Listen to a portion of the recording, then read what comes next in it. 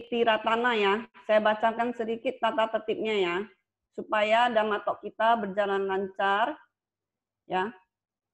Diharapkan semua partisipan berpakaian rapi dan bersikap sopan.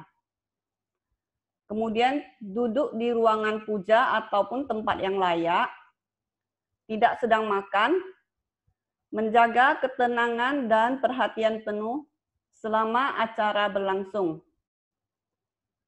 Jadi ini sebagai wujud penghormatan kita kepada Tiratana ya. Kemudian tadi untuk sesi tanya jawab ya. Untuk sesi tanya jawab, teman-teman bisa langsung bertanya secara online dengan klik menu raise hand. Ataupun teman-teman bisa menuliskan pertanyaan di grup dhammatalk yang ada di WhatsApp ya. Nanti host yang akan membacakan pertanyaan teman-teman. Baik, mari teman-teman kita duduk tegak dan bersikap anjali. Kita awali dhammatalk online dengan permohonan 5 sila dibimbing oleh Bante. Silakan Bante. Tolong slide-nya ya ditampilkan.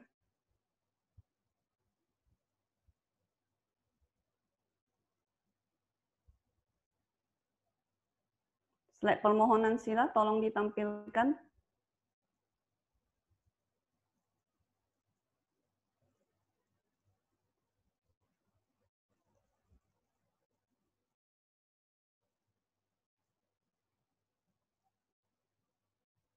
Oke. Kita sama-sama ucapkannya, tapi nanti teman-teman di mute ya, agar suaranya tidak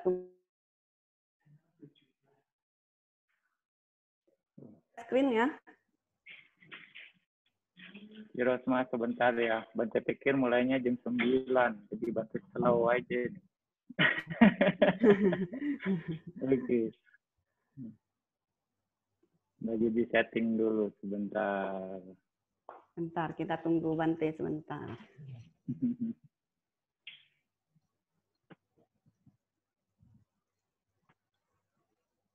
Dengan apa namanya? Setting.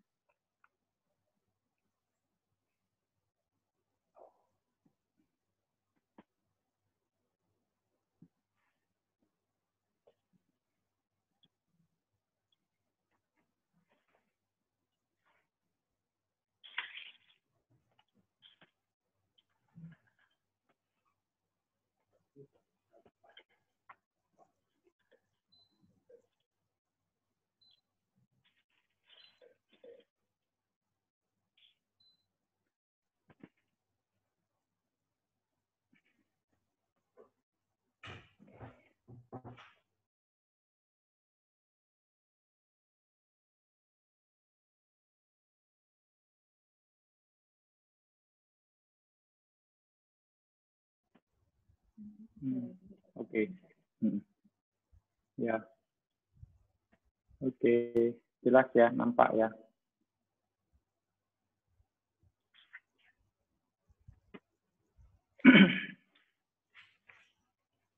Oke.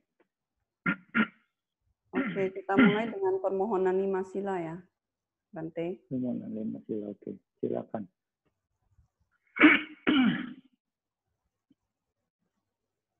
Ya, silakan dimulai. Ya, kita baca sama-sama ya. Ahang Bante tisaranena saha pancasila dhammang yacami anugahang katwa silang deta me Bante dutiyampi ahang Bante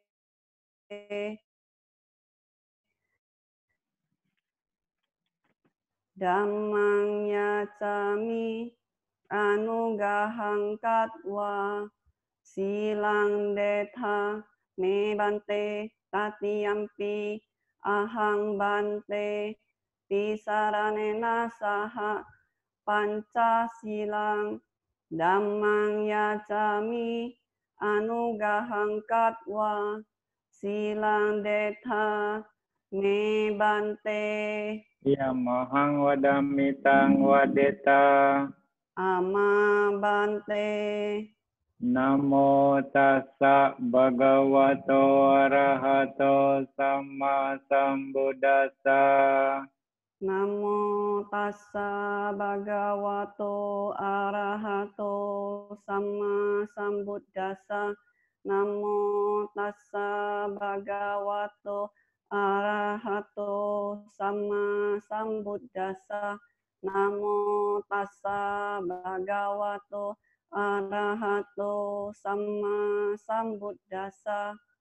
Buddham saranam gacchami, dhammam saranam gacchami, sangham saranam gacchami.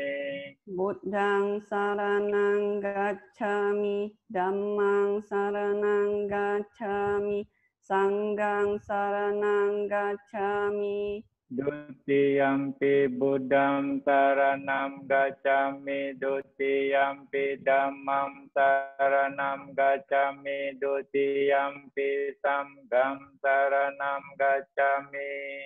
Dutiyampi buddhang saranang gacchami, dutiyampi dhammang saranang gacchami, dutiyampi sanghang saranang gacchami.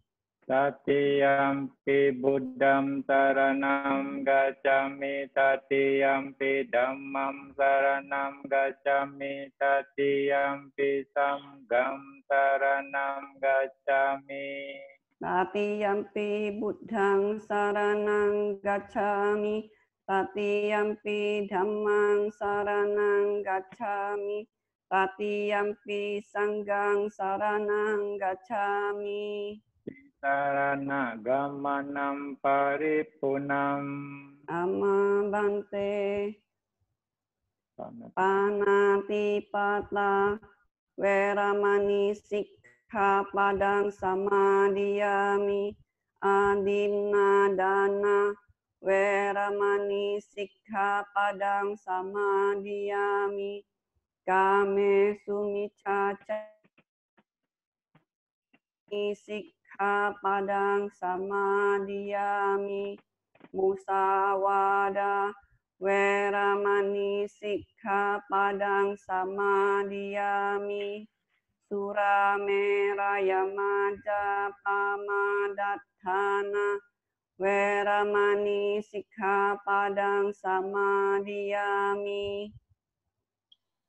Padesata Awera hontu, abhyapaja hontu, aniga hontu, sukhi atanam pariharantu, dukkha mucantu, yatha ladha sampatito, mavigacantu kamma saka.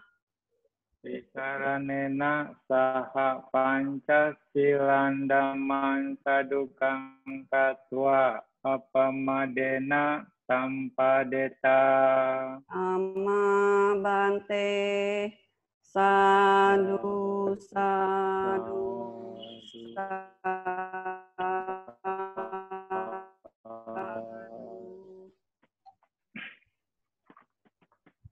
Baiklah Bante, kita mulai Dhamma Talk-nya ya Bante. Mohon Bante berkenan memberikan pembabaran Dhamma pada kami. Silakan Bante. Kalau Bante nggak berkenan gimana sih?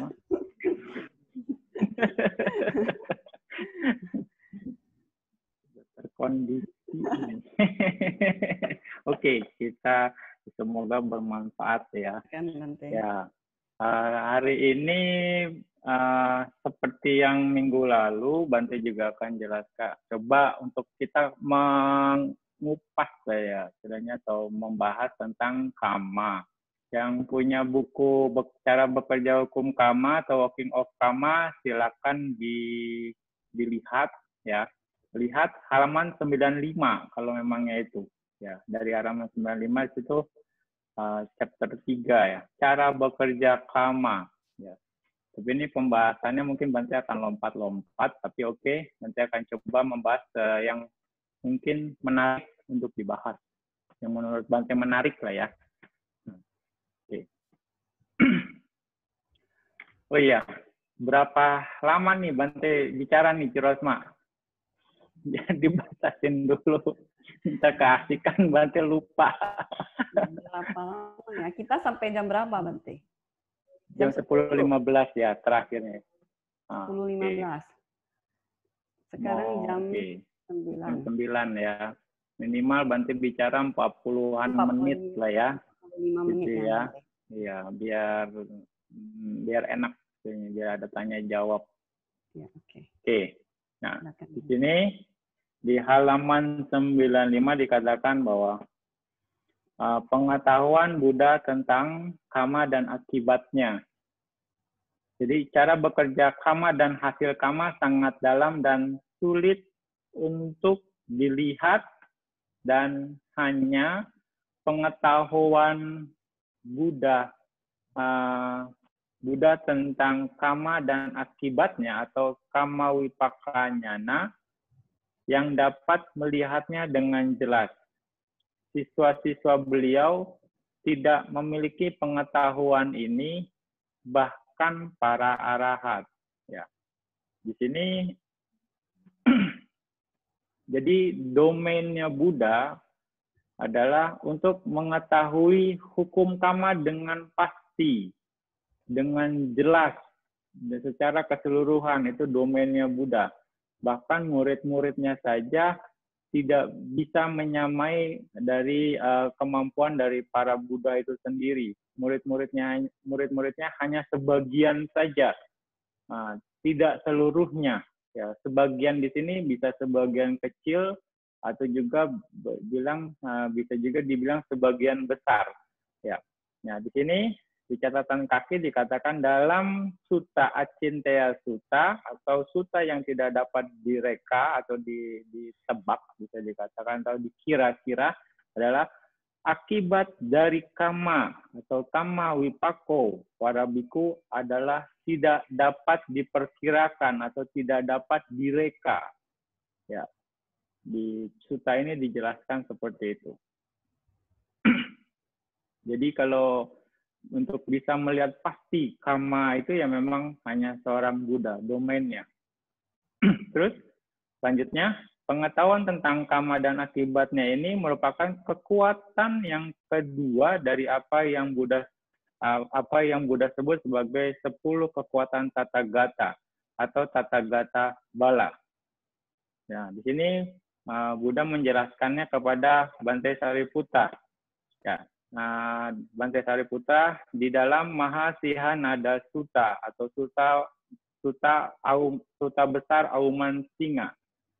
Nah, dikatakan lagi dan berikutnya Sariputta, sang Tathagata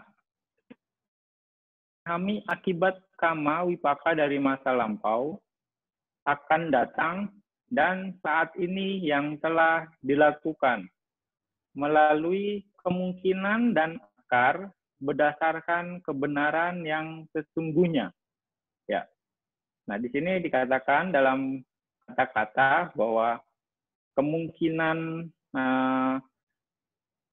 sana atau kemungkinan di sini kita menjelaskan bahwa merujuk pada kemungkinan atau ketergantungan yang mana dari padanya suatu kama akan menghasilkan akibatnya.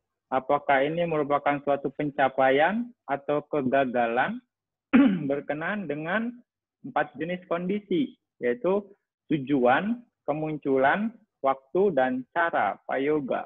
Ya. Oke, berikutnya, dan apa saja Sariputta akibat dari kama masa lampau akan datang dan saat ini yang telah dilakukan sang Tathagata melalui kemungkinan dan akal berdasarkan kebenaran sesungguhnya, maka ini Sariputta adalah kekuatan Tathagata dari sang Tathagata, yang mana dengan kekuatan ini sang Tathagata mengambil pose banteng, mengaumkan auman singa di dalam pertemuan dan memutar roda agung. Artinya seperti seorang singa di antara kawanan singa itu sendiri dan di antara binatang hutan, ya Buddha bisa bilang membabarkan dhamma dengan penuh kepercayaan diri. Apa yang dilihat dia nyatakan sebagai yang dilihat, apa yang didengar dia nyatakan sebagai yang didengar, apa yang dia realisasi dinyatakan sebagai apa yang dia realisasi dengan penuh kepercayaan diri. Ya, dengan mantap menjelaskan tentang hukum kama. Ya, itu maksudnya Sutta Auman Singa ini. Jadi seperti seekor singa yang mengaum di antara semua binatang yang ada di hutan. Jadi Buddha dengan penuh kepercayaan diri menjelaskan dhamma kepada para bhikkhu berdasarkan kebenaran apa yang betul-betul Buddha rasakan, Buddha realisasi, Buddha lihat, Buddha dengar, Buddha alami sendiri, bukan katanya-katanya, seperti itu. Nah, berikutnya,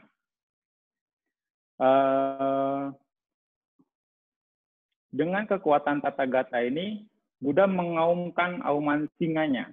Apakah auman singanya? Di sini, Buddha menjelaskan ajaran tentang 5 agregat, pancakanda, dan juga asal mulanya, samudaya, dan kepadamannya, atanggama. Ya, di sini itu mencakup 3 dari 4 kebenaran mulia. Ya, pancakanda. Kebenaran mulia yang pertama, duka saca, nama dan rupa. Yang berikutnya asal mulanya, samudaya. Ya, duka, samudaya, saca. Lalu kepadamannya atau atanggama, ya, duka, niroda, saca. Ya, atau kepadaman dari duka itu sendiri. Nah, ini adalah hal-hal yang Buddha jelaskan dengan mantap, dengan percaya diri, karena Buddha sudah merealisasinya, gitu. Bukan katanya-katanya. Jadi dengan penuh kepercayaan, Buddha menjelaskan apa yang dia rasakan, apa yang dia lihat, apa yang dia sudah realisasi. Oke, demikian materi, demikianlah materi. Ya, inilah rupa, maksudnya. Rupa seperti ini, Buddha menjelaskan. Rupa ada 28 jenis misalnya. Terus demikianlah karena kemunculan rupa, demikianlah kemunculan materi, samudaya saca. Ya, rupa ini muncul karena ini, ya, penjelasan ini. Demikianlah kepadaman materi, ya. Materi padam karena ini, gitu. Karena berdasarkan ini, ada sebab, ada akibat. Ada sebab, ada akibat. Karena muncul, maka dia akan berakhir seperti itu. Ya, kepadaman materi. Di sini Buddha menjelaskan, begitu juga demikian perasaan. Demikianlah kemunculan perasaan. Lalu demikianlah kepadaman perasaan. Demikianlah persepsi, sanya. Demikianlah kemunculan persepsi atau sanya. Demikianlah kepadaman dari persepsi atau sanya. Demikianlah bentukan batin atau sangkara. Demikianlah kemunculan dari sangkara itu sendiri. Demikianlah kepadaman dari sangkara itu sendiri. Demikianlah kesadaran, winyana. Demikianlah munculnya kesadaran atau winyana itu sendiri. Demikianlah kepadaman dari kesadaran itu sendiri atau sangkara itu sendiri. Ya. Jadi Buddha menjelaskan bagaimana pancakanda itu muncul. Ya. Buddha menjelaskan pancakanda itu sendiri apa, lalu bagaimana dia muncul. Nah, misalnya munculnya pancakanda, lalu bagaimana setelah muncul pancakanda ini bisa berakhir, ya, istilahnya. Nah, itu yang Buddha jelaskan dengan penuh kepercayaan diri, dengan penuh mantap, makanya dibilang auman singa. Ya. Lalu juga berikutnya Buddha menjelaskan caranya sebenarnya. Caranya yaitu Niroda Gamini Patipada, ya kan? Jalan menuju lenyapnya penderitaan dengan sangat mantap. Ya. Tapi ya di sutta ini hanya membahas 3 secara umumnya. 3 ya, duka samudaya saca, dan juga duka niroda saca.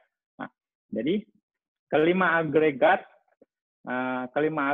adalah kebenaran mulia akan penderitaan duka Arya Saca. Lalu kemunculan mereka adalah kebenaran mulia sebab penderitaan duka samudaya Arya Saca. Kepadaman mereka adalah kebenaran mulia akan padamnya penderitaan duka niroda Arya Saca.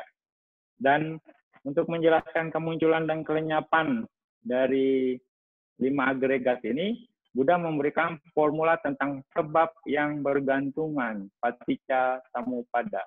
Ya, karena memang dengan memahami paticca samuppada, Anda akan memahami dengan jelas sebab cara kerja hukum kama, ya, cara kerja hukum kama. Dan Anda harus lihat sendiri ini. Anda harus realisasi sendiri bagaimana cara bekerjanya hukum kama dengan mempelajari paticca samuppada secara langsung, ya.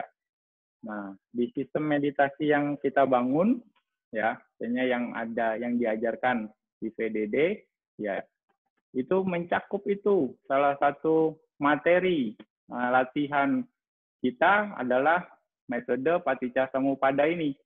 Ya, paticca samuppada ada 2 metode, yaitu metode 5 dan metode 1. Gitu.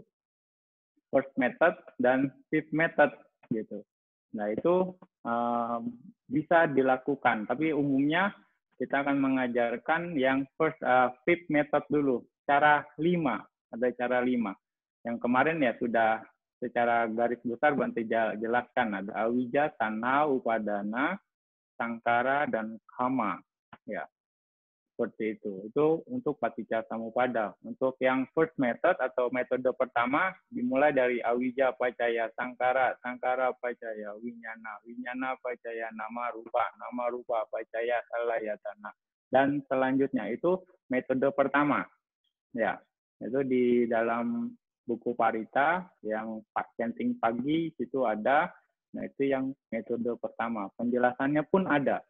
Nah, tapi biasanya kita akan mengajarkan yang metode pertama itu di bagian lanjut. Karena ini bagian metode pertama sangat detail.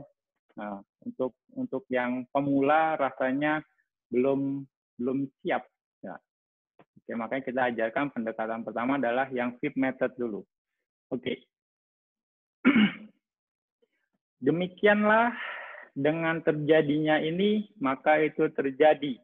Dengan kemunculan ini, maka itu muncul. Ya, ini dasar dari hukum kama ya pengertiannya.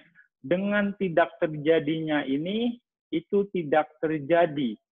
Dengan padamnya ini, maka itu padam. Ya. Bante ulang ya. Ini Anda harus pahami quote ini. Ini kalau Anda pahami, Anda akan bisa mengerti sifat dasar dari semua kondisi. Ya, sifat dasar dari semua kondisi. Demikianlah, dengan terjadinya ini, maka itu terjadi. Dengan kemunculan ini, maka itu muncul. Dengan tidak terjadinya ini, itu tidak terjadi. Dengan padamnya ini, maka itu padam. Ya, kalau Anda perhatikan, indah sekali kata-kata ini. Kalau Anda bisa paham, ini sangat dalam makna dari pernyataan ini, quote ini. Jadi, ini sebab dan akibat. Tidak ada akibat yang muncul tanpa sebab. Sekali lagi. Karena adanya itu, karena adanya ini, maka adanya itu. Karena ini muncul, karena itu muncul, gitu. Jadi sering juga kan Bante katakan satu kondisi akan mengkondisikan kondisi-kondisi yang lain untuk terkondisi. Ya ini demikianlah dengan terjadinya ini maka itu terjadi, dengan kemunculan ini maka itu muncul. Lalu yang berikutnya, ketika satu kondisi, ketika tidak ada kondisinya maka tidak mengkondisikan kondisi-kondisi yang lain untuk terkondisi. Ya, itu juga sama dengan tidak terjadinya ini, itu tidak terjadi. Dengan padamnya ini, maka itu padam. Ya kan? dengan tidak adanya kondisi, maka tidak mengkondisikan kondisi-kondisi yang lain untuk terkondisi. Ya. Nah, pemahaman ini harus kita perkuat. Jadi, kita akan bisa paham. Kita akan, oh iya, karena sebabnya ini, maka muncul ini. Karena sebabnya itu, karena muncul itu. Jadi, ini sama ini, itu sama itu. Bukan ini sama itu. Ya, bukan ya. Jadi ini jadi seperti permainan kata. Ini muncul ini, itu sama itu. Ya. Ini sama itu ya munculin ini dan itu juga gitu, dua-duanya. Ya. Jadi jangan pusing ya. Ini permainan kata-kata secara ininya. Ya, seperti itu. Jadi nah, Buddha menjelaskan 12 mata rantai dari sebab yang bergantungan. Karena ketidaktahuan muncul bentukan. Bentukan berkehendak. Karena bentukan-bentukan berkehendak muncul kesadaran dan seterusnya. Ya, awija pacaya sangkara, sangkara pacaya winyana, winyana pacaya nama rupa pacaya salayatana. Dan seterusnya. Nah, nanti dibilang di buku ini akan dibahasnya nanti. Ya, nanti nggak bilang, tapi buku ini yang dibilang ya. Kita akan membahasnya nanti. Oke. Jadi, tentang hukum karma ini sendiri adalah hukum karma adalah inti ajaran dari Buddha. Ya. Setelah kita mendengar Buddha menjelaskan ajaran sendiri bahwa kita mengerti bahwa untuk memahami kelima agregat atau pancakanda, kita perlu memahami sebab yang bergantungan dan kepadamannya. Yang artinya kita perlu memahami cara bekerja hukum karma. Cara bekerja hukum karma. Nah, untuk bisa memahami ini sebagai siswa biasa dari Sang Buddha, kita tidak dapat sepenuhnya memahami cara bekerja karma. Ya, itu tidak mungkin. Tetapi dengan melatih meditasi vipassana, para siswa mungkin akan mampu melihat hubungan antara karma-karma tertentu dan akibatnya. Dan dengan demikian mendapat sebagian pemahaman dari cara bekerja karma. Ya. Ya, kita bisa melihat istilahnya dengan vipassana hubungan antara karma-karma dan kita akhirnya bisa mendapatkan sebagian pemahaman. Nah, makanya sebagai umat Buddha, Anda harus punya keyakinan. Salah satunya terhadap hukum karma. 8 objek yang harus Anda yakini, ya. Yang sering Bante Singh, yang pertama yakin terhadap Buddha, Dhamma, Sangha, ya kan? 3. Lalu yakin terhadap masa lalu, masa sekarang, dan masa yang akan datang. 6. Yakin terhadap misalnya 3 latihan, sila, samadhi, panya, dan yakin terhadap paticca samuppada. Ya, paticca samuppada ini akan berhubungan dengan hukum karma. Ya, yakin terhadap hukum karma. Ya, jadi pemahaman keyakinan ini penting sebagai pondasi, dan keyakinan ini akan mengarahkan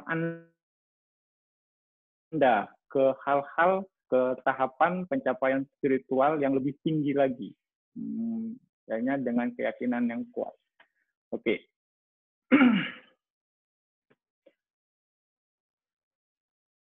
Jadi dikatakan di sini, hal terpenting yang perlu kita lakukan adalah memahami dan memiliki keyakinan yang mendalam pada kebenaran hukum karma dan akibat karma.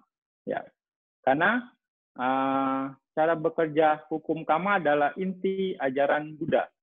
Dan juga ini adalah kekuatan pengendali dari sebab yang bergantungan atau paticca samuppada yang merupakan kebenaran mulia yang kedua. Kebenaran mulia tentang asal mula penderitaan atau samudaya saca. Asal mula dari 5 agregat. Jadi, jika kita tidak memahami cara bekerja karma, kita tidak dapat memahami kebenaran mulia tentang sebab penderitaan, duka, samudaya, arya saca. Asal mula dari 5 agregat itu. Nah, ini berarti kita tidak dapat menjadi seorang siswa mulia atau arya sawaka yang dan terbebas dari penderitaan. dikatakan di sini bahwa tentang hukum kama dalam Wisuddhimagga juga dijelaskan sifat dari rangkaian. Nah, dalam Kangka Witarana Wisuddhini Deso dikatakan bahwa sifat yang sebenarnya dari rangkaian kama dan akibatnya dalam 12 jenis, 12 kategori kama jelas hanya oleh pengetahuan Buddha tentang kama dan akibatnya. Nah, ini tentang kualitas Buddha. Pengetahuan yang tidak dimiliki oleh para siswa, tetapi rangkaian kama dan akibatnya dapat diketahui sebagian oleh seseorang yang berlatih vipassana. Nah, Wisuddhimagga berikutnya menjelaskan bahwa karena ini adalah spesialisasi Sang Buddha, dan karena ini merupakan cakupan pengetahuan yang tidak dimiliki oleh para siswa, ini disebut tidak umum bagi para siswa. Asadaranang sawakehi. Itulah mengapa hanya sebagian yang dapat diketahui, tidak dapat diketahui seluruhnya karena bukan cakupan pengetahuan. Sebagian harus diketahui, pengetahuan seluruhnya sampai tanpa sisa tidak dapat diketahui, tidak dapat dicapai. Tanpa mengetahuinya sama sekali, maka pengetahuan atau pemahaman sebab pacaya pariganyana tidak dapat dipenuhi. Jadi walaupun siswa atau kita bisa dibilang murid-muridnya Buddha tidak bisa memahami keseluruhannya, tapi hanya dengan sebagian saja buat kita sudah cukup untuk bisa memahami dengan jelas. Artinya untuk bisa memahami semua. Dalam artian bukan semua, kebijaksanaan kita akan bisa matang hanya dengan memahami sebagian dari apa cara kerja hukum kama itu sendiri. Nah, di sini bilang tanpa mengetahuinya sama sekali, maka pemahaman sebab pacaya pariganyana tidak dapat diketahui. Artinya juga kita bisa asumsikan bahwa dengan mengetahui sebagian saja, juga kita pemahaman sebab atau pacaya pariganyana dapat dipenuhi. Artinya kita bisa memahami nama rupa itu sendiri apa. Pacaya pariganyana di sini adalah tentang nama dan rupa dan juga sebab akibatnya, asal mulanya, duka saca dan juga duka samudaya saca. Kita mengerti prosesnya seperti itu. Kira-kira mengerti prosesnya, bagaimana proses itu terjadi sesungguhnya. Ya, akhirnya kita dapat gambaran besar ya. Oh, seperti ini. Nah, dengan begitu kebijaksanaan kita akan matang karena kita melihatnya langsung. Oke. Saya akan lanjut.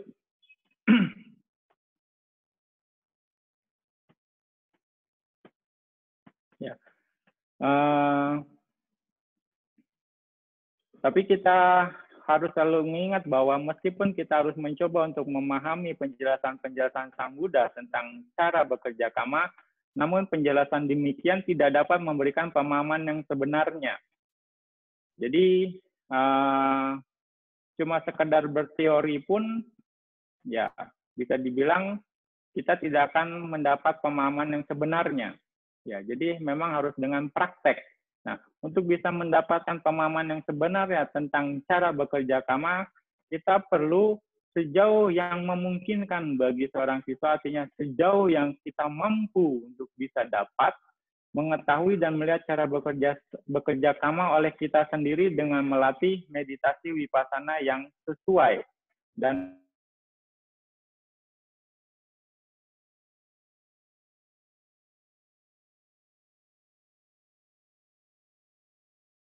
perlu kita pahami.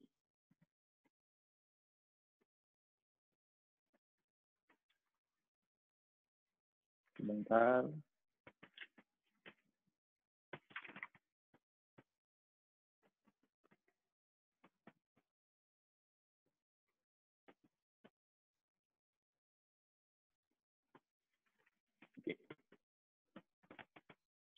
Ya, jadi memang sekedar berteori saja tidak akan mendapat pemahaman yang jelasnya tentang hukum kama. Jadi kita harus bisa merealisasi langsung, memahami langsung, oh cara bekerja hukum kama itu seperti itu.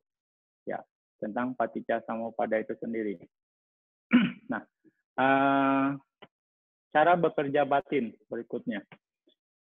Bagi kita bekerja kama dengan baik, pertama-tama kita memahami cara bekerja batin. Buddha menjelaskan, ketika batin dalam keadaan siaga, matikan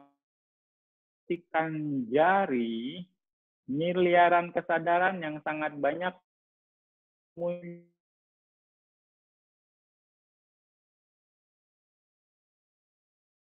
rangkaian miliaran proses batin dalam citawiti. Ya, ini menarik. Yang dalam satu jentikan jari, miliaran kesadaran sangat banyak muncul dan lenyap. Ya, jentikan jari loh ya, singkat sekali. Ini miliaran proses batin. Ya. Nah, di sini di catatan kakinya di sini dalam Pinapindupama Sutta, Bongkahan Busa menjelaskan di dalam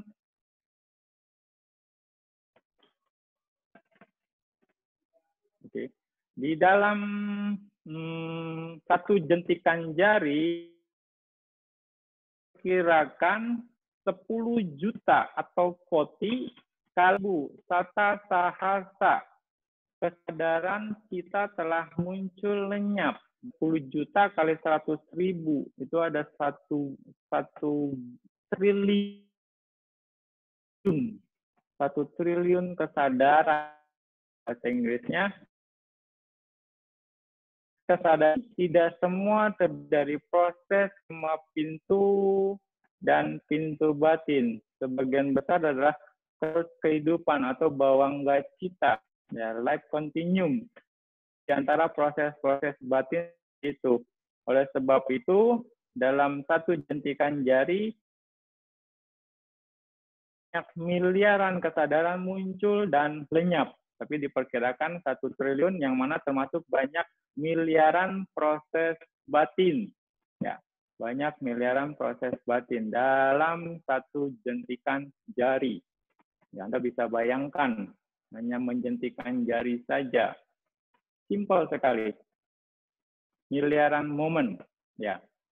Ya, gimana kalau Anda, ya makanya Anda harus sering-sering berbuat baik nih. Dengan mengetahui ini, setelah mengetahui ini, Anda sering banyak berbuat baik. Karena ketika Anda hanya emphasize-nya berbuat baik, maka ya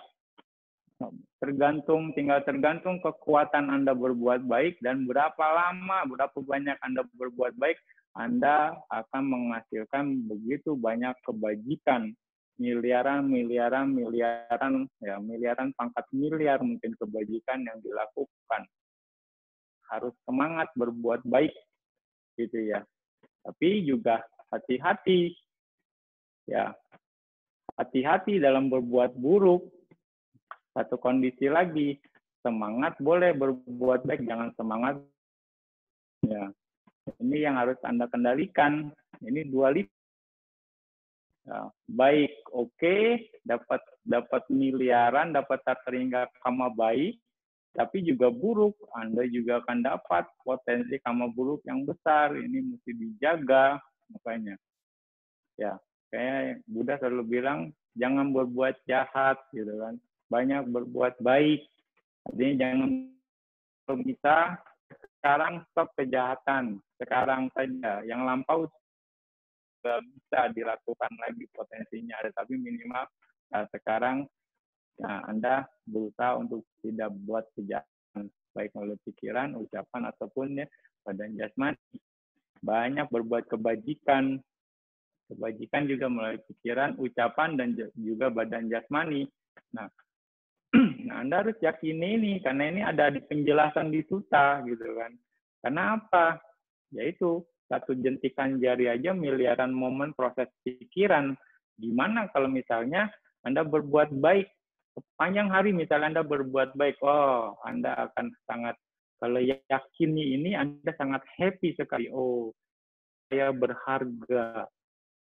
Ya, karena hidup saya dilalui satu hari ini dengan banyak melakukan kebajikan, gitu kan. Nah, jadi Anda akan merasa happy. Oh ya, hari ini saya berbuat baik. Minimal saya menjaga kondisi pikiran, ucapan, dan juga jasmani saya dengan baik. Nah, Anda akan lebih happy. Anda nggak akan muncul kebahagiaan ketika merenungkan itu. Tapi begitu Anda berbuat jahat, bermasalah, akan timbul penyesalan. Nah, oke. Berikutnya, di sini, kebanyakan dari mereka adalah proses pintu batin. Miliaran proses pintu batin muncul dan lenyap bagaikan sungai yang mengalir deras. Di alam kehidupan kita, alam kesenangan kita, biasanya sebuah proses pintu batin memiliki 7 kesadaran atau jawana. Oke. Di semua kasus, satu dari semua fenomena batin itu adalah kehendak atau cetana, ya, atau cetana. Atau cetana, dan kehendaklah yang membentuk kama. Kehendaklah yang membentuk kama, ya. Di sini dikatakan juga ada satu info yang menarik bahwa semua kama dihasilkan oleh kehendak atau cetana, tetapi tidak semua kehendak menghasilkan kama. Oleh karena kehendak adalah satu dari 7 faktor batin universal. Dan ini berarti ada kehendak pada semua kesadaran. Tetapi kama oleh kehendak atau oleh cetana dari kesadaran-kesadaran hasil atau wipak. Ya, di situ ada bagian dari 7 faktor batin universal, ya. Nah, dan atau kesadaran-kesadaran fungsional atau ya kiriya. Nah, dan kehendak fungsional arahat pada tindak. Nah, seperti itu. Nah, jadi yang dibilang kama adalah cetana itu sendiri. Setiap fenomena batin ada cetana. Cetana, maka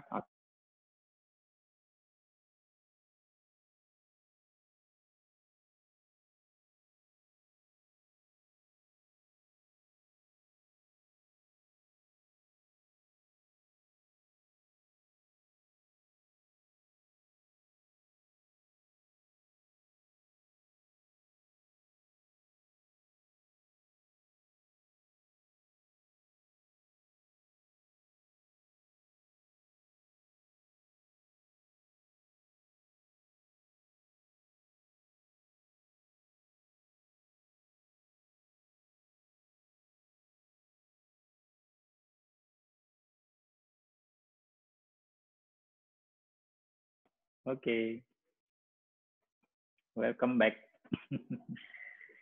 Lanjut kembali, Bante. Ya.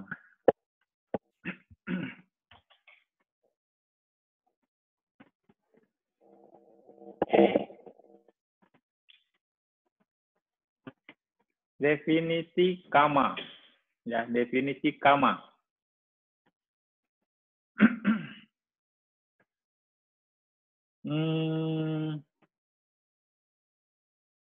Sebentar. Oke. Ya, definisi kama adalah secara harfiah, kama berarti tindakan atau perbuatan. Tapi di dalam ajaran Buddha, kama hanya dirujuk sebagai tindakan yang berkehendak. Ya, quote ini pun sangat bisa dikatakan sudah umum, banyak orang tahu bahwa kehendak cetana para biku yang merupakan kama. Saya nyatakan, setelah berkeinginan, seseorang melakukan kama melalui jasmani, melalui ucapan, jasmani kayena, melalui ucapan wacaya, dan melalui batin manasa. Melalui batin manasa. Nah, ya, di sini lebih jelasnya lagi dalam beberapa sutta juga dikatakan, salah satunya dalam Bhumija Sutang, ya ada juga di Nibedika Sutta. Nah, dikatakan bahwa dengan adanya jasmani ini, Ananda, pada diri sendiri di sana muncul kebahagiaan dan penderitaan yang berakar pada kehendak secara jasmani. Juga dengan adanya ucapan atau batin, maka baginya di sana muncul kebahagiaan atau penderitaan yang berakar pada kehendak secara verbal atau batin. Nah, dan dengan ketidaktahuan sebagai sebab, gitu. Jadi tetap pemimpinnya adalah awija, sehingga seseorang bisa melakukan kama, baik melalui pikiran, ucapan, dan juga badan jasmani, perbuatan badan jasmani yang didahului dengan cetana, kehendak. Ya, seperti itu. Jadi kehendak adalah faktor batin yang bertanggung jawab atas kama. Ya. Ada dua jenis kehendak secara lebih ininya. Ya, kehendak yang tidak bajik, akusala cetana, dan kehendak yang bajik, kusala cetana. Ya. Dan kehendak yang tidak bajik adalah kama yang tidak bajik. Jadi kalau ada cetana yang tidak bajik atau cetana yang tidak baik, maka akan menghasilkan kama, akusala kama. Dan cetana yang baik atau kehendak yang bajik akan menghasilkan kusala kama. Ya, jelas sekali di sini tergantung dari cetana. Kalau cetananya baik, ya Anda akan jadi baik. Jadi bikin kusala. Kalau cetananya nggak baik, Anda akan bikin akusala. Tapi kehendak dari para Buddha dan para arahat lainnya adalah bukan tidak bajik maupun bajik. Ya, ia murni fungsional saja, tidak pernah menghasilkan kama karena mereka telah mencabut akar-akar dari kama, ketidaktahuan dan nafsu keinginan.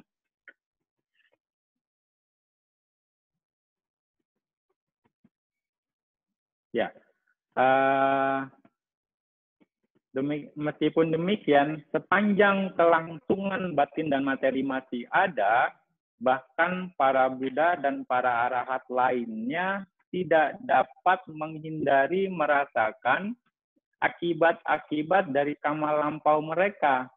Ya, akibat-akibatnya akan berhenti ketika mereka memasuki parinibbana atau kepadaman akhir. Ya, nah, parinibbana atau kepadaman akhir. Di sini ada di catatan. Jadi yang menarik bahwa para arahat juga atau para Buddha, mereka masih menerima kama buruk ya atau kama baik juga dari masa lampau gitu. Walaupun pada saat sekarang mereka tidak melakukan kama lagi, baik buruk ataupun yang baik, baik kama baik ataupun kama buruk, sudah fungsional saja. Ya, sudah fungsional dan mereka tidak melakukan kama, tapi mereka masih menerima kama baik dan juga kama buruk dari masa lampau. Misalnya, ya para arahat, para Buddha, ya masih mendapat tempat tinggal, makanan, mendapat support, ya itu artinya mendapat kondisi-kondisi yang nyaman, istilahnya. Ya, dalam kehidupannya itu bagian dari kama baik dari masa lampau, gitu kan. Dan juga para arahat pun masih ngalamin sakit atau bagaimana, ya itu juga mereka juga masih merasakan kama buruk dari masa lampau ya. Seperti yang Anda tahu juga bahwa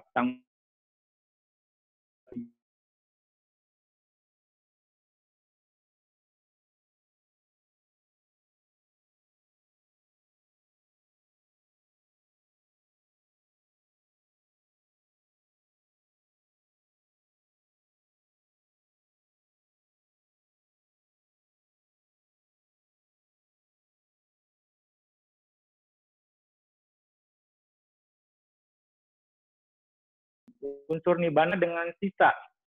Ya. Dan anupa disesa nibbana dhatu adalah unsur nibbana tanpa sisa. Nah, penjelasan ini juga harus Anda pahami bahwa yang saupa disesa nibbana itu adalah artinya pada saat seseorang mencapai nibbana, mereka menghancurkan kekotoran batin setahap demi setahap, dan dengan pengetahuan jalan yang keempat atau jalan arahata maganya, nah terjadilah kepadaman kekotoran batin tanpa sisa, ya, tanpa sisa, yaitu mereka tidak akan pernah muncul lagi. Jadi yang saupa disesa nibbana ini kekotoran batinnya tanpa sisa, ya. Oleh karena itu jenis parinibbana ini disebut parinibbana kekotoran batin atau kilesa parinibbana. Ya, jadi begitu seseorang mencapai arahat, pada saat itu ya, dia mencapai namanya saupa disesa nibbana dhatu secara batin. Ya, dengan parinibbana kekotoran batin terdapat kehancuran nafsu, raga kayo, kehancuran kebencian dosa kayo, dan kehancuran kegelapan batin moha kayo. Dan itu berarti 5 sebab kembali pada masa datang telah dihancurkan, yaitu awija, tanha, upadana, sangkara, dan kama. Gitu. Ya, itu dihancurkan. Nah, dan dia hanya fungsional. Tetapi badannya atau agregat dari para arahut atau para Buddha belum hancur. Ya, masih ada sisa, belum padam. Mereka masih bersisa. Jadi, arahat ada seorang manusia atau seorang dewa, alam kesenangan indera, masih ada kesadaran, nama dan rupa, juga 6 landasan, kontak dan perasaan. Nah, seperti itu. Dan ininya belum hancur. Jadi, di situ dia masih menunggu waktu sampai dengan badannya atau materinya hancur. Nah, ketika menunggu waktu sampai dia selesai, dia pun para arahat ini masih akan mengalami kama, masih akan menerima kama buruk, gitu. Wipakanya, tapi tidak membuat kama baik atau kama buruk. Jadi, mereka hanya masih terima kama, gitu ya. Nah, itu yang saupa disesa nibbana. Anupa disesa nibbana, nibbana tanpa sisa, artinya ketika semua arahat itu mengalami parinibbana, padamnya secara materi, agregat-agregat padam. Jadi kilesanya padam, agregatnya juga padam, gitu. Makanya dibilang saupa disesa nibbana, atau lebih tepatnya juga kanda parinibbana, ya, yang anupa disesa nibbana tanpa sisa. Jadi yang pertama nibbana dengan sisa dan nibbana tanpa sisa. Nah, di sini artinya arahat sudah memasuki parinibbana, yang mana jasad manusia, jika jasadnya telah dikremasi, nah di sini bisa tersisa materi relik atau datu. Ya, seperti itu. Ya, itu yang dibilang saupa disesa nibbana dan anupa disesa nibbana. Nah, parinibbana kekotoran batin dari Buddha itu Buddha Gotama berlangsung di Uwela, ya, di tepi sungai Neranjara, di pohon Bodhi. Di sana Buddha merealisasi unsur tanah dengan pengetahuan jalan dan buah. Buddha hidup 45 tahun mengajar Dhamma, dan juga Buddha menderita sakit dan ketidaknya berkali-kali, ya, karena masalah pencernaan. Nah, itu juga akibat dari kama buruk Buddha. Dan ketika Bante Dewa Datta juga menyebabkan sebuah serpihan batu mengenai kaki Buddha. Dan Buddha menderita rasa sakit fisik yang luar biasa. Tetapi Buddha menahan rasa sakit, berperhatian penuh dengan seksama tanpa menderita rasa sakit secara batin.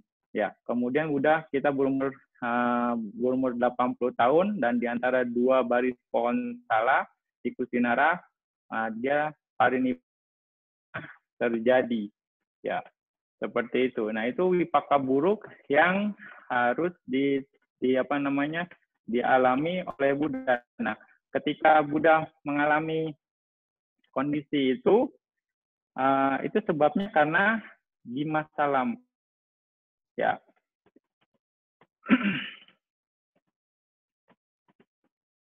Sebentar.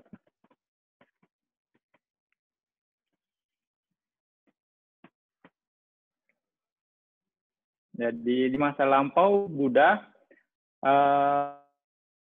saat itu membunuh saudaranya ya dengan menimpah batu ya, dimasukkan ke dalam perangkap lalu ditimpa oleh batu ya. Itu sebab dari akibat karma yang lampau. Jadi mereka mati karena saat itu Bodhisatta mau menguasai hartanya. Nah, akibatnya ya Buddha dicelakakan oleh Bante Dewa Datta, tapi hanya mengenai kaki Buddha saja, seperti itu. Itu akibat yang dilakukan oleh Buddha. Begitu juga ketika Buddha ada karma buruk lainnya yang Buddha terima, ya, yaitu dihina, ya, oleh seorang petapa namanya Cinca gitu. Jadi saat itu Buddha dihina telah menghalangi orang banyak, ya. Itu jadi karena di masa lampau saat itu menjadi bodhisatta dia menghina seorang Paceka Buddha, ya, menghina seorang Paceka Buddha dan dia merendahkan seorang Paceka Buddha tersebut. Artinya dia merendahkannya masih badannya normal, kondisi organ tubuhnya lengkap, kenapa malas bekerja, kenapa bekerjanya istilahnya selalu minta-minta saja, gitu. Istilahnya dianggap bahwa seorang Paceka Buddha hanya meminta-minta makanan saja, meminta makanan, udah badannya lengkap, kenapa nggak mau kerja? Nah, seperti itu, dihina seperti itu. Alangkah lebih baiknya, alangkah lebih mulianya Anda daripada orang yang cacat yang masih mau bekerja. Nah, itu hinaan yang ditujukan kepada Paceka Buddha saat itu. Ya, jadi karena kesombongannya dia menghina seorang Paceka Buddha seperti itu. Itu dia menghina Paceka Buddha Bodhisatta. Ya, lalu pada kelahiran terakhir menjadi Buddha, ya Buddha dihina juga akhirnya, difitnah, berusaha untuk direndahkan di hadapan orang banyak, ya, dengan Cinca saat itu. Dengan Cinca saat itu dan dituduh telah menghamili dia, padahal itu tuduhan palsu. Ya, di sini yang harus kita bisa pahami bahwa saat itu Bodhisatta menghina Paceka Buddha, tapi muncul Cinca untuk menghina Buddha itu sendiri. Ya, jadi di sini adalah bahwa kalau misalnya tidak ada Cinca, mungkin akan ada kondisi lain yang menyebabkan bahwa Buddha akan dihina atau mendapatkan karma buruk itu berdua. Inilah akibat karma dari masa lampau. Potensinya ada seperti itu. Ya, akhirnya Cinca memfitnah Buddha dengan kondisi menuduh telah menghamilinya.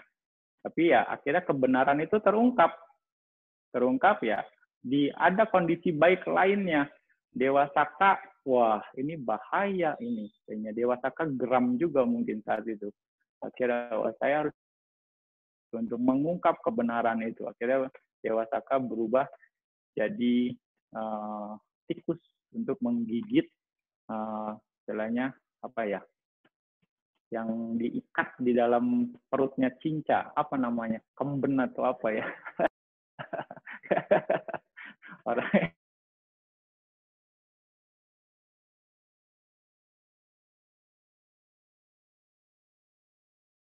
ya biar ngerti ya, yang mak-mak ngerti lah ya. Jadi diikat talinya akhirnya terjatuh gitu kan, diikat sama tikusnya itu, yang ya Dewa Saka itu menjelma jadi tikus. Akhirnya jatuh dan menimpa kaki Cinca dan jari kakinya terputus. Oh, nah, jadi orang tahu, oh tipuannya terlihat, terbongkar akhirnya. Ya, dan itu terjadi heboh. Akhirnya Cinca diusir saat itu. Begitu disuruh, ada orang yang katanya menghakimi dia, memukul dia, tapi akhirnya diusir. Nah, begitu melangkah keluar dari pintu, nah langsung Cinca terjeblos ke alam awici saat itu. Ya, langsung karma buruknya berbuah karena dia menghina seorang Buddha, seorang yang sangat bermoral tinggi. Nah, menghina orang baik, ya. Makanya nih perlu hati-hati bagi Anda, ya kita semua untuk menjaga pikiran baik. Jangan istilahnya menghina orang yang baik atau menyalahkan orang yang baik.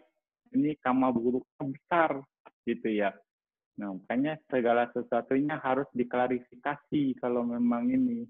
Jadi, karena begitu orang, istilahnya orang tidak bersalah, orang baik disalahkan, ini bisa masalah. Ya, ini yang harus dipahami. Ya, istilahnya yang kualitas seorang Buddha, Cinca ini menghina Buddha, menghina kualitas manusia agung dan akhirnya akibatnya langsung seperti itu. Ya, makanya kita harus jaga pikiran bahwa kita tidak boleh istilahnya asal tuduh orang atau menghina orang atau bagaimana tanpa kejelasan yang jelas seperti itu. Karena kalau salah tuduh, Anda menyalahkan orang yang tidak bersalah, ini bahaya, fatal akibatnya. Seperti itu. Begitu juga ada cerita nih, Bante nyambungin dah ceritanya ya. Ada seorang pemuda yang terinspirasi setelah mendengar Dhamma. Orang itu istilahnya mendapat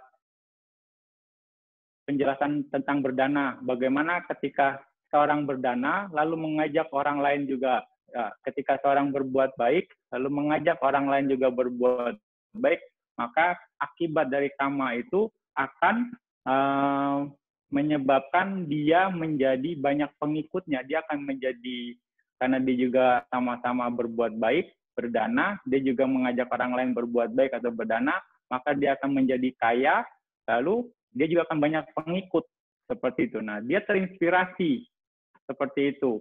Lalu dia mengundang Buddha dan Sangga untuk menerima dana makanan di desanya. Dan pemuda ini mau mengajak penduduk kampung semua gitu untuk melayani Sangga atau berpartisipasi dalam pemberian dana itu. Nah, dia akhirnya coba untuk galang dana lah bisa dibilang saat itu. Coba galang dana. Nah, ada satu orang kaya yang mendengar ini merasa iri hati. Apa pula dia lakukan ini, memang dia siapa gitu, merasa tersaingin atau bagaimana. Tapi pemuda ini nggak peduli, dia hanya niatnya baik, mengajak semua orang mendapat kesempatan berbuat baik. Lalu dia datang ke tempat orang kaya tersebut, nah, dan dia istilahnya memberitahu niatnya, istilahnya mau mengundang Sangga, misalnya beberapa hari ke depan untuk menerima dana makan di kampung kita. Anda mau nggak ikut berdana atau ikut partisipasi, kurang lebih begitulah.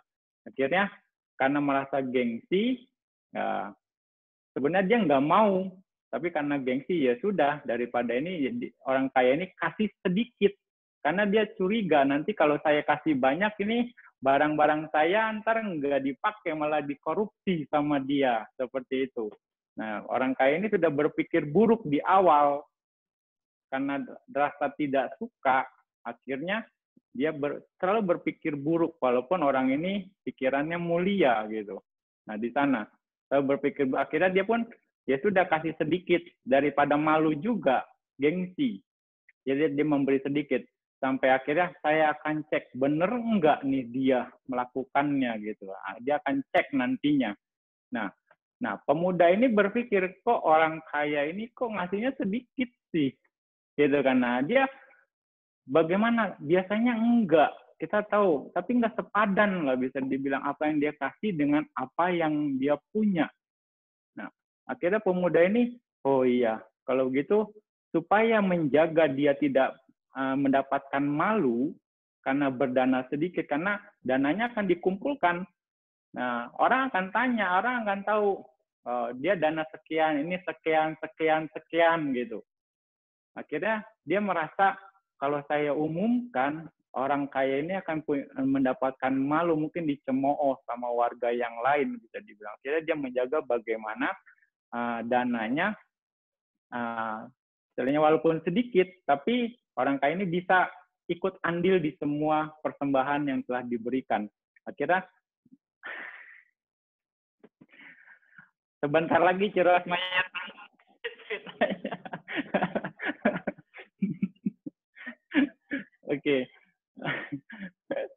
Oke. Ini udah ada yang kasih sign di sini. Jadi, dana si orang kaya ini tidak di-announce, tidak dikasih tahu. Tapi pemuda ini dengan cerdik, dengan pikiran bijaksana, dia men-share dana yang diberikan ke semua persembahan yang ada. Seperti orang kaya ini berpikir curiga, wah, kemana ini dana saya? Kenapa nggak dikasih tahu, nggak diumumin? Apa maksudnya ini? Hati-hati, awas nih ya. Kalau dana saya nggak dipakai, saya akan hancurkan, saya habisi dia. Artinya dia punya niat untuk menghabisi si pemuda ini, gitu. Nah, dia selalu curiga. Itu niat dari awalnya sudah jelek. Dia selalu curiga, awas ini, diancam, gitu. Ini bikin malu. Padahal saya memberi, ikut sumbangsi. Nah, seperti itu. Lalu dia cek, cari tahu. Nah, akhirnya dia udah mau istilahnya melakukan action dengan pemuda ini karena kecurigaan yang sangat besar.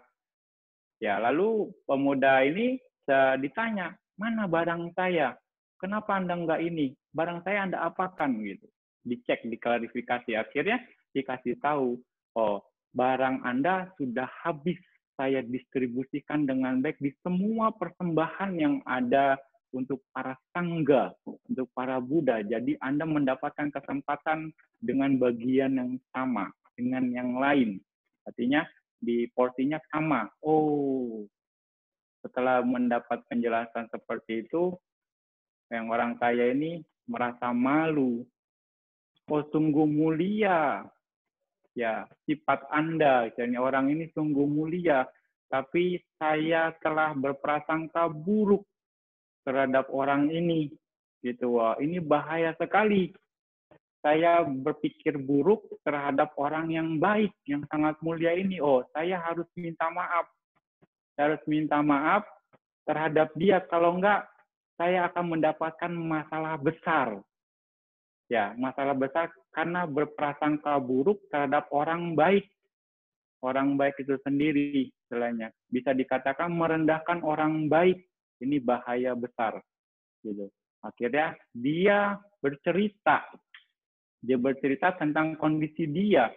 Bahwa saya curiga sebenarnya, saya tidak suka sama Anda dan curiga begini-begini. Tapi Anda begitu mulia. Anda istilahnya malah memperhatikan saya. Dan saya tidak tahu. Jadi akhirnya dia minta maaf. Jadi di sini, case di sini adalah bagaimana istilahnya jangan sampai salah menghina atau jangan sampai salah merendahkan atau jangan sampai salah berprasangka buruk terhadap orang baik. Itu akan sangat merugikan Anda, merugikan kita. Itu karma buruknya akan sangat besar. Gitu. Dan itu sangat berbahaya untuk ke depannya. Itu akan menghambat kemajuan juga dalam kemajuan spiritual. Misalnya curiga terhadap hal yang memang nggak pantas untuk dicurigai, ya kan? Itu ada di dalam ada di dalam Jataka juga, di dalam sutanya juga itu dikatakan seperti itu. Ya, itulah cetana. Ya, cetana sebagai kama sebagai kehendak. Ada cetana baik, ada cetana buruk. Makanya kita harus menjaga cetana yang baik supaya kita terus selalu membuat kama baik. Ya, oke. Rasanya cukup lah ya Cirosma penjelasan Bante. Keasikan bicara ini. Sebenarnya masih banyak. Menarik sekali Bante. Menarik sekali pembahasan tentang kama tadi Bante. Ya. Anumodami Bante atas pembabaran Dhamma dari Bante. Selanjutnya kita masuk ke sesi tanya jawab ya, yang akan dipandu oleh Sismila. Silakan Sismila. Oke, selamat pagi Suki Hotu Bante. Bante, ini ada beberapa pertanyaan. Teman-teman, bagi yang mau bertanya langsung bisa raise hand, tapi saya akan bacakan dulu dari yang diketik ya. Pertanyaan pertama dari Kosugio Bante, ini terjadi pada semua orang. Setiap manusia rata-rata punya ketakutan atau kejijikan pada salah satu hewan, misalnya kecoa atau yang lainnya.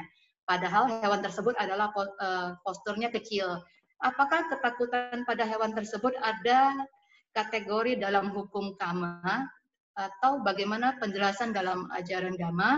Terus ada yang nyambung, bagaimana cara menghilangkan ketakutan akan binatang itu, Bante? Ya, bisa dibilang itu seperti trauma ya. Trauma terhadap sesuatu, trauma terhadap ketakutan itu sendiri. Ketakutan itu menjadi sangat besar. Ini ketika seseorang takut terhadap sesuatu, kemungkinan ini adalah pembawaan dari masa lampau, ya, hubungan dengan kama lampau. Entah dia mungkin saja terjadi sesuatu dengan binatang tersebut, ya akhirnya persepsi itu terus dibawa. Persepsi itu terus dibawa sampai akhirnya menjadi kuat pada hal yang sepele. Itu tidak lari dari persepsi di masa lampau, dan itu berhubungan dengan kama lampau.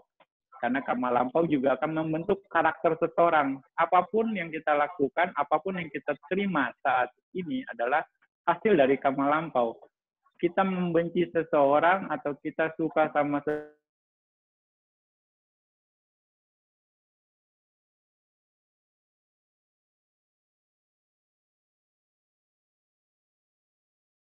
hal yang minor, binatang-binatang kecil. Nah, itu karena kalau tanpa ada sebab yang pasti, ya kemungkinan adalah lanjutan dari masa lampau. Nah, bagaimana cara mengatasinya? Ya, kita harus berpikir secara jernih, secara tenang. Ya. Kenapa juga saya harus takut? Alasannya apa juga saya harus takut? Artinya kita harus lawan, rubah kebiasaan itu. Gitu. Ada beberapa teknik secara ininya ya. Ya kalau yang Bante pernah tahu, ini bukan bagian dari Dhamma tapi ya, kayaknya yang Bante tahu ya. Misalnya dia takut sama kecoa, misalnya asal ada kecoa lompat, gitu kan, lari teriak-teriak. Kalau mungkin kalau ngelihat penjahat enggak kali ya. Gitu. Kecoa doang kecil gitu. Nah, bagaimana cara ngatasinnya? Ya istilahnya dideketinnya pakai kecoa mainan dulu gitu. Kecoa plastik atau karet, dipegang-pegang sampai akhirnya awalnya mungkin ada trauma itu ada, tapi seolah-olah akhirnya dia bisa deal sama gejolak batin dia sendiri. Nah, akhirnya dia bisa atasi. Nah, itu kan artinya membangun persepsi baru bahwa cuma kecoa kok nggak ada masalah gitu kan, begini ya, dibangun persepsi baru, artinya buat kama baru juga, nggak ada masalah begini ya, gejolak ada sampai akhirnya dia bisa handle itu semua, ya dia bisa pegang-pegang kecoa mainannya, terus dia mulai tenang. Nah, dia mulai tenang baru pakai kecoa yang beneran. Nah, gitu kan. Kecuali yang beneran tapi jangan langsung gitu. Mungkin di dalam toples dulu gitu kan, atau dalam plastik gitu kan, atau dikandangin dulu gitu kan, deket-deketin dulu. Pokoknya apapun yang muncul ya yang terjadi coba dikendalikan. Artinya bangun lagi persepsi sambil mungkin share meta atau bagaimana. Ya, semoga sabe sata, semoga semua makhluk berbahagia terus. Nah, dengan begitu mulai dari jarak 1 meter, geser setengah meter, terus sampai akhirnya dekat dia pegang kandang atau pegang toples atau gimana ya. Berikutnya ya udah pakai sarung tangan, pegang lo kecoanya gitu kan. Nah, akhirnya itu semua bisa diatasi. Nah, akhirnya dia bisa hanya cuma nanti begitu udah misalnya barang itu dipegang kaca, kenapa sih saya harus takut sama barang sekecil ini gitu kan? Nah, renungin loh apa sebabnya gitu kan. Nah, ini akhirnya bisa dipahami, oh iya ternyata memang karena kebiasaan habit di masa lampau. Artinya juga itu menunjukkan juga karakter kita yang tidak suka, artinya dosa mula citanya kuat gitu, karakter dosanya gitu, dosa caritanya. Itu kita bisa introspeksi sebenarnya. Itu mungkin cara yang Bante tahu ya. Nah, silakan bisa apapun sebenarnya kita melakukan perubahan-perubahan itu yang jadi lebih baik. Oke. Kita lanjutkan Bante pertanyaan dari langsung yang online Ci Patricia, sudah raise hand. Silakan Ci Patricia. Ini aktifannya ini di mana-mana ini. Nanti tanyanya tambah shock Bante. Tambah bijaksana kalau banyak. Ada yang tanya, Bante kita tanya. Kebetulan saya ada pertanyaan. Oke. Iya. Dasar cetana dan kama. Cetana itu kan kehendak, keinginan. Tapi kama dengan cetana. Nah, dan definisi kama itu tindakan yang berkehendak. Udah ada tambah tindakan. Jadi pertanyaan saya, kalau kehendak itu adalah kama, berarti hanya dalam pikiran sudah menjadi kama, walaupun belum ada tindakan. Betul. Nah, itu dilakukan melalui 3 saluran CPT, ya, melalui pikiran, ucapan, dan juga perbuatan badan jasmani. Pikiran adalah pelopor. Buddha bilang seperti itu, ya kan? Ketika seorang berbuat dengan pikiran buruk, kepikiran akan mengikutinya. Begitu juga dia berpikir baik, maka kebahagiaan akan mengikutinya, ya kan? Di Dhammapada itu saluran pertama dalam perbuatan adalah pikiran. Lalu, nah di situ sudah terjadi cetana. Walaupun Anda berpikir buruk, itu sudah terjadi kama sesungguhnya. Kalaupun Anda berpikir baik, itu juga sudah terjadi kama. Kama yang melalui pikiran. Nah, istilahnya di Manodwara akan terjadi proses kesadaran batin itu sendiri. Manodwara Witi. Ya. Nah, kalau misalnya melalui ucapan, ya, pasti didahului oleh pikiran. Bicara, orang ngomel, nggak mungkin hatinya tuh damai, nggak mungkin rasanya. Istilahnya ya, orang istilahnya nggak suka sama orang, misalnya dari gesturnya nggak suka, nggak mungkin nggak ada di pikirannya. Jadi awal mulanya adalah di pikiran, gitu. Jadi pikiran ada. Jadi ketika seorang melakukan ucapan buruk, pasti di pikirannya ada pikiran buruk tentang seseorang tersebut, gitu. Makanya ketika seorang melakukan ucapan buruk terhadap orang, berarti dia melakukan 2 kama. Kama manokama dan juga wacikama. Gitu. Dan kalau dari proses selainnya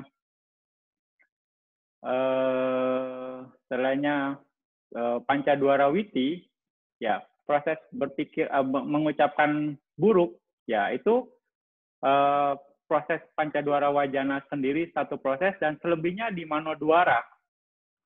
Ya, di Manodwara itu sendiri prosesnya terjadi, dan berpikir buruk pun terhadap orang yang akhirnya dia mengucapkan keburukan itu pun akhirnya itu pun terjadi di proses manodwara juga. Jadi dua kesadaran di sini menghasilkan karma buruk yang sangat banyak gitu. Ya, makanya penting untuk positive thinking dan yang menjaga pikiran kita untuk positif, karena pikiran positif akan menghasilkan karma baik yang sangat besar juga melalui pikiran, walaupun melalui pikiran ya. Dan juga kita akan selalu berucap baik dan akhirnya ucapan itu sendiri yang istilahnya ucapan itu sendiri lalu nyambung ke manodwara wajana tentang yang proses ucapan itu sendiri baik, dan juga kita saat itu berpikir baik juga itu nyambung juga ke manodwara dan kusala cita akan terjadi dengan sangat banyak. Seperti itu. Bante, gimana kalau hanya pikiran melintas yang nggak bisa kita kendalikan, Bante? Kemudian setelah kita pikiran melintas, oh itu buruk, pikiran buruk, terus kita langsung, oh pikiran buruk kita langsung cut. Itu gimana, Bante? Ya, itu bisa dibilang aku salah cita, aku salah wipaka cita. Nah, itu yang harus kita atasi. Nah, makanya di sini ketika kita tahu itu muncul, langsung alihkan saja. Kalau kita belum mampu untuk melawannya, alihkan saja. Yang penting adalah kondisi kita saat itu. Kondisi kita saat itu, jangan ikuti pikiran yang muncul dengan sendirinya itu. Itu dalam meditasi seperti wandering thought loh, pikiran mengembara. Yang tiba-tiba lagi mikirin meditasi kan, tiba-tiba dia muncul. Sama juga proses itu terjadi dalam kehidupan sehari-hari. Tiba-tiba itu wipaka cita. Nah, istilahnya dari karma dari masa lampau yang muncul akhirnya menyebabkan orang yang artinya atau mindfulness-nya istilahnya kurang kuat, dia akan ikuti potensi itu. Akhirnya ditambah lagi bahan bakarnya, ditambah lagi kekuatannya. Artinya potensi itu ada dari masa lampau. Akhirnya dia tambahin lagi, bensinin lagi, jadi gede. Akhirnya ya ditangkap lagi, akhirnya jadi nambahin karakternya lagi, jadi kuat potensinya. Akhirnya ini akan menjadi kecenderungan yang semakin kuat sebenarnya. Gitu. Bagaimana dengan weight-nya, Bante? Berat kamanya? Berat kama besarnya? Tergantung ketika memang Anda misalnya terlintas orang yang Anda benci. Memang Anda benci banget sama langsung, wah ini memang harus dihantam nih orang. Nah, pada saat itu Anda bikin karma buruk yang besar, tergantung kekuatan dari pikiran Anda sendiri. Gitu. Usahanya. Jadi melalui pikiran, kekuatannya ya Anda menambahkan dengan kekuatan yang besar. Berarti dengan tindakan bodily action dengan pemikiran beratnya sama aja lah, tergantung berapa besar cetananya ya, Bante. Sekarang yang banyak terjadi karma di mana, Cipeti? Ayo, jentikan jari begini aja miliaran momen loh di proses kesadaran. Ayo, hati-hati loh. Iya enggak? Jangan berpikir buruk aja, enggak kan enggak sampai ke perbuatan loh. Banyak aja ya banget ya berarti ya. Ya, makanya kan Buddha bilang sucikan pikiran lo, gitu kan? Nah, itu intinya adalah pikiran adalah pelopor. Baik, Bante. Jangan sepele. Enggak kok, saya nggak berbuat buruk, saya cuma berpikir buruk aja. Baik, makasih Bante. Oke.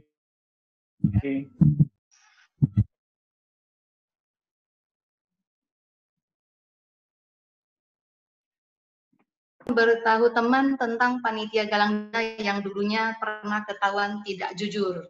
Artinya hanya mendanakan sebagian dana yang terkumpul. Apakah kita sudah menghalangi orang tersebut berbuat baik dan menanamkan keraguan-raguan dalam melakukan kebajikan? Bisa jadi panitia tersebut setelah kejadian tersebut sudah sadar dan bertobat. Saat ini sudah berubah menjadi baik dan jujur. Apakah dengan mengingatkan donatur dikategorikan telah menanam karma buruk? Terima kasih, Bante. Gimana? Di awalnya nggak jelas, Bante, nggak dapet. Ini dia kasih tahu teman yang dulunya panitia galang dana nggak jujur gitu, Bante. Terus apakah kita sudah menghalangi orang tersebut berbuat baik? Maksudnya mungkin teman yang satu itu menggalang dana lagi, tapi kita kasih tahu donatur bahwasannya orang tersebut pernah menggalang dana dengan tidak jujur. Jadi apakah kita termasuk menghalangi si donatur untuk melakukan kebajikan? Bisa jadi kan panitia tersebut sudah berubah. Jadi kalau kita mengingatkan donatur itu, apakah kita telah menanam karma buruk, Bante? Nah, ini harus baik case di sini. Kalau niatnya Anda menghalangi donatur ini untuk berbuat baik, ya itu artinya Anda menghalangi orang lain berbuat baik. Tapi kalau Anda niatnya mengingatkan donatur, pernah ada kejadian seperti ini, artinya berdasarkan kenyataannya ya, pernah ada kejadian seperti ini, dan mereka panitianya oke, dalam tanda kutip Anda bisa dikatakan lalai, artinya jangan langsung judge seseorang, dia salah, kalau tidak ada bukti yang mendasar, bukti yang kuat, artinya panitianya lalai, dan tidak sesuai dengan kumpul niatkan di awal tujuan dari penggalangan dananya. Kita pakai bahasa lalai. Nah, dia seperti itu. Ada ya, bisa dibilang saya sih hanya mengingatkan Anda saja karena mungkin teman. Nah, itu niatnya niat baik supaya menjaga panitia pun artinya tidak melakukan keburukan yang lain. Nah, di sana. Jadi mengingatkan dua pihak seperti itu. Tidak menghalangi orang untuk berbuat baik, ya. Tapi niatnya ke sana. Tapi kalau niatnya, ya biar dia nggak berdana, kayaknya nggak punya kesempatan berdana. Nah itu artinya niat menghalangi orang berbuat baik, dan itu bahaya sekali. Punyantaraya istilahnya, menghalangi orang berbuat baik. Balik lagi kita harus baik case di sini, lebih detail lagi seperti itu. Balik lagi, cetana, niatnya gimana? Ngerti, Bante. Kita lanjut lagi ya, Bante. Ada yang raise hand. Novi Ang. Jadi teman-teman kalau yang malu raise hand, angkat tangan, bisa ketik di grup WA ya, di grup WA. Kalau yang mau angkat tangan, langsung angkat tangan aja, kita akan kasih sesuai urutan. Ini ada Novi Ang. Silakan, Sis Novi Ang. Namo Sukihon tu, Bante. Nyebut ini cowok. Suaminya Novi. Bante, saya mau nanya, itu kalau misalkan kita baca parita, kita kan ajak anak-anak untuk ikut baca. Hanya kadang anak-anak itu, mereka baca parita itu kan tidak serius. Betul. Bermain-main, pegang ini, pegang itu, sambil kadang-kadang baca sampai setengah, dia nanya sesuatu gitu. Jadi, apakah itu ada mempengaruhi karma atau tidak? Dan kalau misalkan apakah kita, misalkan anak-anak kadang kita ajak, dia tidak mau, apakah kita harus memaksa atau membiarkan? Ya, memang ini dilemanya orang tua. Ini seningnya menjadi orang tua. Ya, usahakan sebaik mungkin Anda sesuaikan dengan kondisi anak tersebut juga. Ya, artinya ketika memang anak-anak disuruh baca parita kan kita menganggap kita beranggapan bahwa itu kusala yang sangat besar, ya. Tapi masalahnya anak-anak belum mengerti bahwa ini adalah kusala. Artinya mereka pun kalau mau itu karena dipaksa orang tuanya, karena takut sama mamanya. Jadi nggak ada nyananya di sini, ya kan? Jadi apa namanya, tidak dengan pengetahuan. Nyana wipayuta ya cimilah ya, dengan tanpa kebijaksanaan gitu. Nah mereka melakukan karena terpaksa gitu kan, karena dipaksa atau mungkin diomelin gitu kan. Nah seperti itu, dengan ajakan juga biasanya kan, jadi sasang karikang gitu kan, bukan asang karikang. Dan memang itu terjadi karma baik, tapi kualitasnya mungkin tidak maksimal. Kualitasnya tidak maksimal. Itu yang terjadi. Ya, tetap ada karma baiknya. Ya, kayak misalnya anak juga disuruh berdana. banyak orang, anak-anak diajarin berdana, mereka malu-malu, apalagi ketemu Bante, mereka malu-malu gitu, kayaknya tangan aja begini sambil senyum-senyum gitu, dan ngeliatin mamahnya atau orang tuanya gitu kan. Nah, biasanya padahal udah kasihin, nah baru barangnya dipegang bareng-bareng sama mamanya, baru mereka mau. Nah, ya seperti itu. Itu pun ya karena tidak ada pengetahuannya, ya mereka tetap berbuat baik, tapi ya hanya tidak kuat seperti itu. Makanya tugas Anda sebagai orang tua mengingatkan mereka, loh, bukan maksa loh ya. Beda loh maksa sama ngingetin, artinya mengedukasi. Bagaimana edukasi yang tepat sesuai dengan karakter anak, seperti ini, menuntun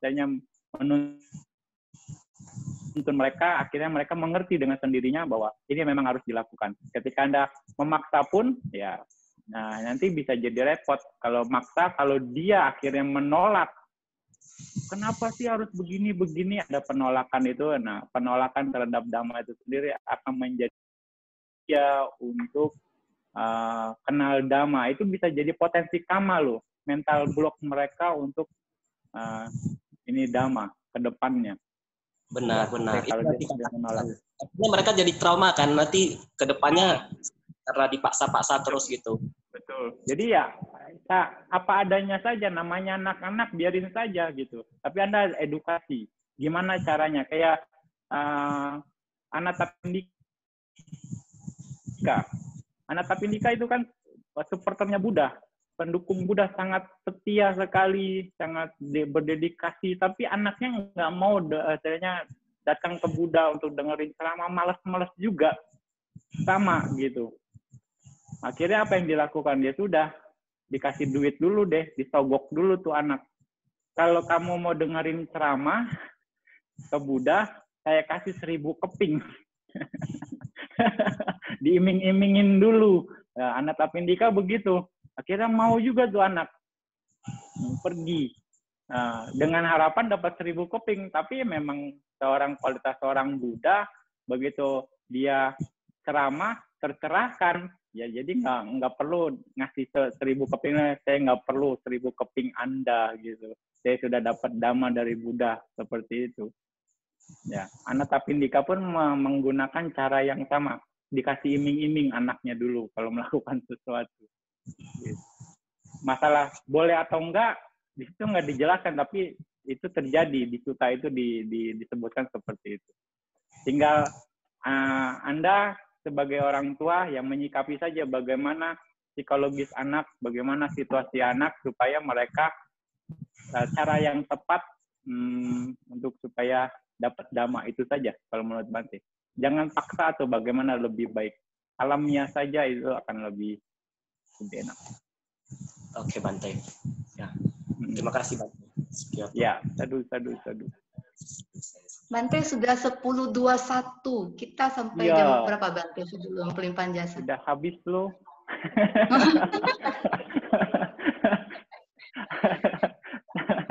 Ada 2 pertanyaan, sudah 10.21. Apa untuk minggu depan? Untuk selanjutnya? Pertanyaannya disimpan untuk yang selanjutnya. Ini ada yang resen rasanya 1 cukup sama lah ya, yang untuk kali ini. Cukup dulu deh. Pertanyaannya kami simpan, Bante, kalau ada waktunya. kesempatan nanti. Ya, Bante. Okay. Sadu, anumodami, Bante. Balikan ke host kita, si Rosma.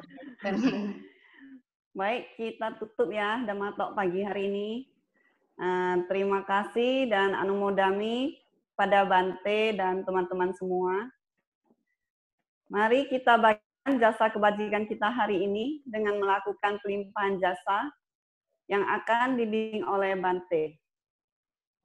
Silakan Bante. Silakan slide-nya.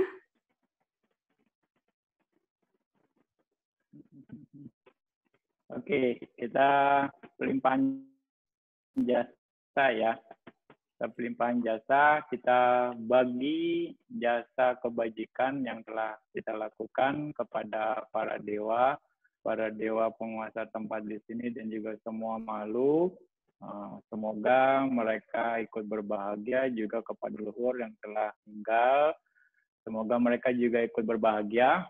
Semoga dengan jasa kebajikan ini mengkondisikan kondisi-kondisi yang tidak baik menjadi lenyap.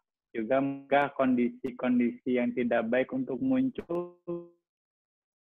Juga mengkondisikan kondisi-kondisi baik terus bermunculan. Dan juga meningkatkan kondisi baik yang sudah ada. Juga mengkondisikan pencapaian nibbana. Oke, silakan kita baca ya. Eta wata amehi sambatam punya sampada sabe dewa anumodantu sabe buddha anumodantu sabe sata anumodantu sabba sampati siddhya idame nyatina Sukita hontunya tayo idame nyatinang hotu Sukita hontunya tayo idame nyatinang hotu Sukita hontunya tayo idame punya asawakaya wahang hotu idame punya nibbanasa pacayo hotu mama punya bagang sabasatanang bajemi esabe mesamang punya bagang labantu sadu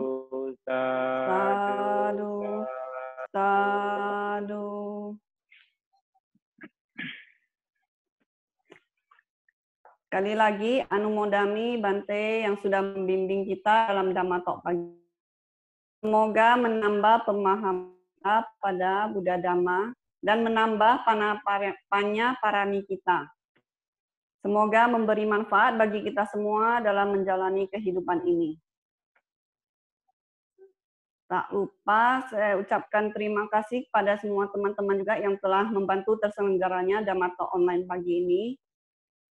Ada Mila, Dedi, Kusumiran, ada Aling, ada Cipatrisya, Seri, Nancy, Mina, dan semua teman-teman yang di tim Dhamma ya. Dan juga kami mohon maaf ya jika dalam penyelenggaraan Dhamma Talk online ini ada yang kurang berkenan ataupun ada kekurangan dalam penyelenggaraannya. Semoga di kesempatan berikutnya bisa lebih bagus lagi ya. Kita tutup dengan membacakan Buddha Sasanang Cirampitatu. Kita bacakan 3 kali ya, Buddha Sasanang Cirampitatu. Yang Atana Metang dah ini. Slide-nya. Atana Metang Bikawe. Silakan slide-nya. Sebentar.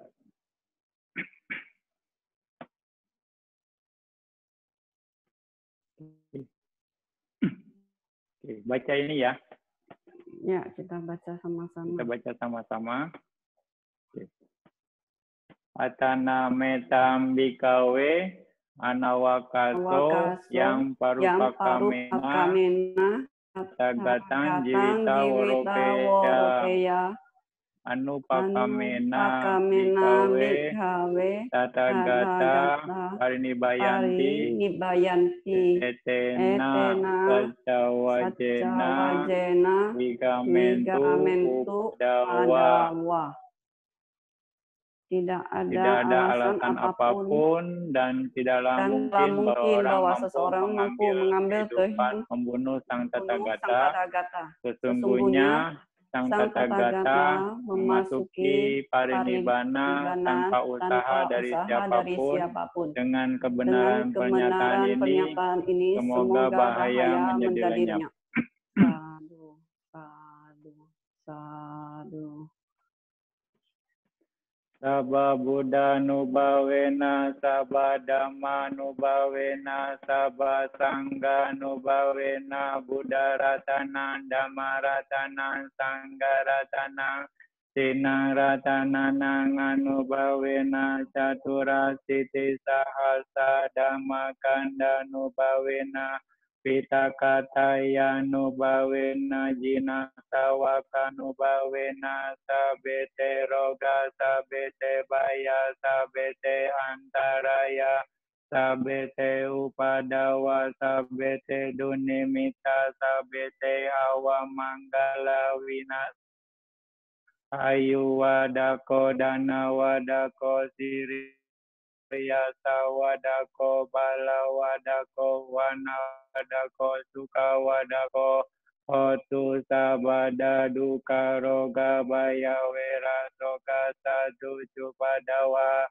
aneka antaraya piwina santu jate jasa jaya sidi dana labang soti bagian sukambalam, Siri ayu cawano cabokang budi caya sawa satya ayu cajiwa sidi bawan tute bawatu sabah manggalam rakantu sabah dewata sabah buddha nubhavena sada soti bawan tute bawatu sabah manggalam rakantu sabah dewata sabah dhammanubhavena sadasuki bawantu te bawatu sabah manggalam rakantu sabah samganubhavena sadai bawantu te. Sadu, sadu, sadu. Oke, kita baca Buddha Sarang kita tuh 3 kali ya. Semoga Buddha Sasana bisa bertahan lama. Buddha Sasana cirang titatu. Buddha Sasana cirang titatu. Buddha Sasana cirang titatu. Sadu, sadu, sadu. Semoga Buddha Sasana bisa bertahan lama.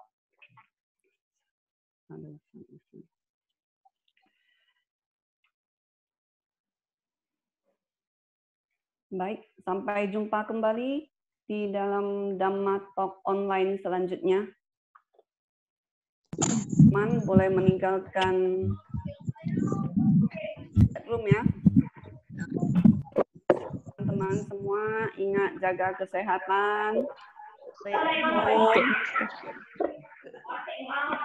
Jangan keluyuran. Semua boleh leave ya. Terima kasih.